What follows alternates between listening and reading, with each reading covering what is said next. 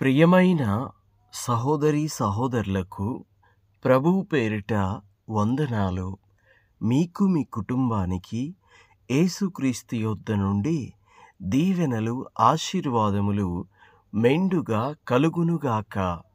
ఈరోజు యేసుక్రీస్తు యొద్ద నుండి మీకు బంగారు మాట, దేవుని వాగ్దానము.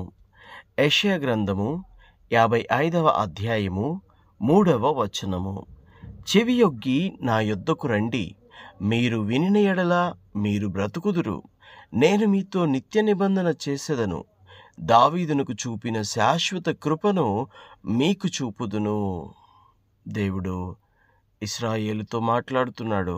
నేను దావీదునకు చూపినటువంటి శాశ్వతమైనటువంటి కృప మీకు చూపాలనుకుంటున్నాను.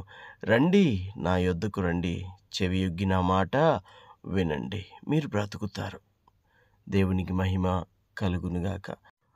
బ్రతకడమే కాదు, దేవుని యొక్క సకల ఆశీర్వాదాలు, సకల దీవెనలు అనుభవిస్తూ బ్రతుకుతారు. దేవుని మాటకు చెవియొగ్గువారు, దేవుని మాటను శ్రద్ధగా వినువారు, దేవుని మాటను ఆసక్తిగా వినువారు, చెవియొగ్గి దేవుని మాట విని ఆ విన్న మాట ప్రకారం నడుచుకుంటే తప్పకుండా వారు పరలోకపు దీవెనలు, పరలోకపు ఆశీర్వాదాలు పొందుకుంటారు. ఎందుకంటే దావీదునకు దేవుడు ఎలాంటి కృప చూపాడు? అసలు దావీదు ఎవరు? దావీదు గొర్రెల కాపరి. గొర్రెల కాపరి అయిన దావీదును దేవుడు ఎలా బ్లెస్ చేశాడు? ఎలా బ్లెస్ చేశాడంటే శాశ్వతమైన కృప చూపించి దావీదుని బ్లెస్ చేశాడు. మహారాజుని చేశాడు దావీదుని. అది అసాధ్యమైన పని మనుషులకైతే, కానీ దేవునికి అసాధ్యమైనది ఏదైనా కలదా? ఏదైనా ఉందా? ఏమీ లేదు. ఆయన సాధ్యపరిచాడు. మహారాజు అయ్యాడు, రెండవ రాజు అయ్యాడు. సౌలు మొదటి రాజు అయితే ఇశ్రాయేలులను పరిపాలించుటకు రెండవ రాజు ఎవరంటే దావీదే. మరి మూడవ రాజు ఎవరో తెలుసా? దావీదు గర్భఫలమైనటువంటి సొలొమోను. ఎంత జ్ఞానం గలవాడో సొలొమోను తెలుసా? తన జ్ఞానం గురించి విని, తన జ్ఞానం గురించి తెలుసుకొని బయట దేశపు రాజులు వచ్చి సొలొమోను యొక్క జ్ఞానమును గ్రహించి చూచి తిలకించి వెళ్ళేవారంట. అలాగున అనేక మంది ఆయన జ్ఞానాన్ని చూడడానికి ఇతర దేశాల నుండి రాజులు వచ్చి చూసి వెళ్ళేటువంటి వారు. దేవునికి మహిమ కలుగునుగాక.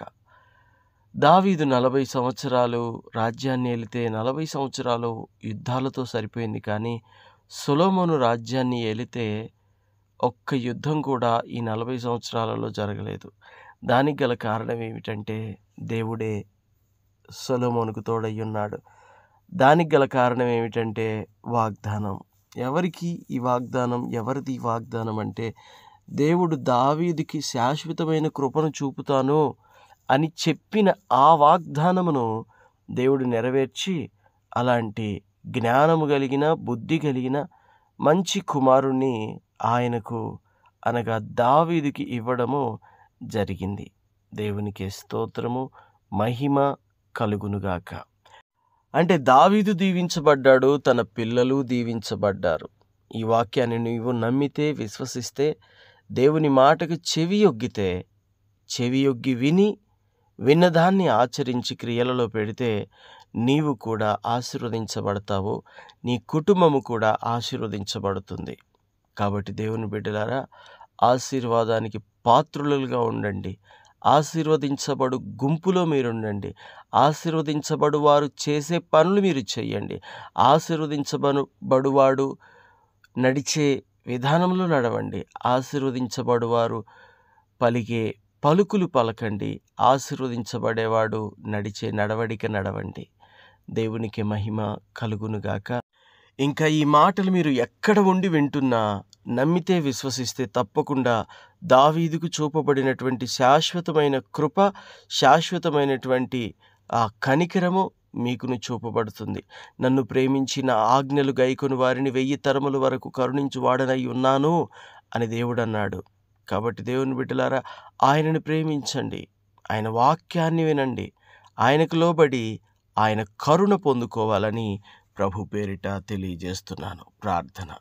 తండ్రి, మీకు వందనాలు. దేవా, మీకు స్తుతులు, స్తోత్రాలు. అయా, ఈ వాక్యం విన్న ప్రతి బిడ్డని, వారి కుటుంబాలను ఆశీర్వదించి దీవించండి. మీరు ఏదైతే వాగ్దానం చేస్తున్నారో, దావీదుకు చూపినట్టుగా శాశ్వతమైన కృప చూపుతానంటున్నారో అట్టి కృప చూపించండి నాయన. చూపించడమే కాదు తండ్రి ప్రభా, నీ మాటకు చెవియొగ్గి నీవు చెప్పినట్టుగా మేము నడుచుకునేటువంటి వారంగా ఉండాలి తండ్రి. సహాయం చేయండి అయ్యా. ఈ వాక్యం విన్న ప్రతి బిడ్డని, వారి కుటుంబాలని 30దంతలు, 60దంతలు, 100అంతలుగా ఫలింపు చేసిన ఆయన సకల ఆశీర్వాదాలతో, సకల దీవెనలతో నింపి శాశ్వతమైనటువంటి కృపకు వీరిని పాత్రలుగా ఎంచమని యేసుక్రీస్తు శ్రేష్టమైన దివ్యమైన నామములో ప్రార్థన చేయుచున్నాము తండ్రి. Amen, amen, amen.